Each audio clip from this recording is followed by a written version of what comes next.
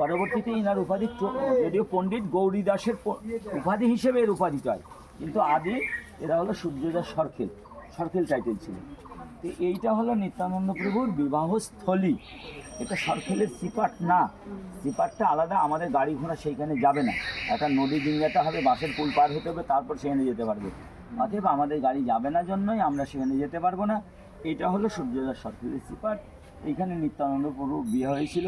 এই যে পিরিচা বা শিলপাটাটা আছে, নোড়াপাটা সামনে রেখে করে না, কি খাত্তর ভাঙায় নাকি, বসুধা জাহ্নবী মাতার পিত্রালয়। তো যখন বসুধা মাতা এবং জাহ্নবী মাতাকে দেখবার পরে নিত্যানন্দ প্রভু বিবাহের প্রস্তাব হয়, কিন্তু তার আগে দর্শন করেছিল নিত্যানন্দ প্রভুকে জাহ্নবী মাতা, বসুধা মাতা। তো বসুধা মাতা দেখবার পরে মনে মনে সংকল্প নিয়েছিল, যদি কোনোদিন বিবাহ করি তাহলে নিত্যানন্দ প্রভুকেই বিবাহটা করবে, আর কাউকে না। কিন্তু যখন বিবাহ সম্পর্কের সম্বন্ধটা হলো তো বড় বোনের আগে হবে, তো সেই সময় জাহ্নবী মাতার সঙ্গে বিবাহের প্রস্তাব আসে এবং বিবাহ সম্পূর্ণ প্রস্তুতি হয়ে যায়। বিবাহ নিত্যানন্দ প্রভু বরবেশে এসে উপনীত হন।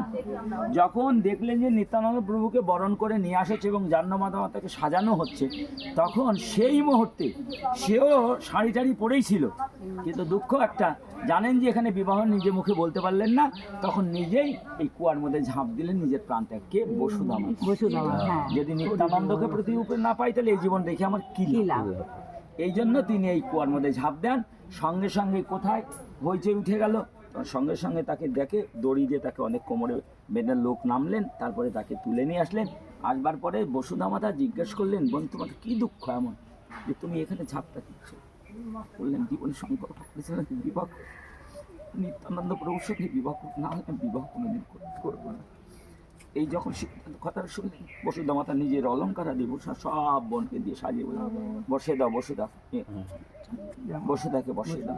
জাহ্নবী মাতা তাকে নিজের হাতে সাজিয়ে নিত্যানন্দ প্রভুর সঙ্গে বিবাহ দিলেন। যখন বিবাহ দিলেন তখন বললেন, তাহলে এই সম্বন্ধ যার সঙ্গে তার সঙ্গে তো বিবাহ হবে। তখন বললেন, বিবাহ তো দিতে হবে। সরখেল বললেন, তাহলে আমার একটা মেয়েকে বিবাহ দিলাম আর একটা মেয়েকে যৌতুক হিসেবে দান।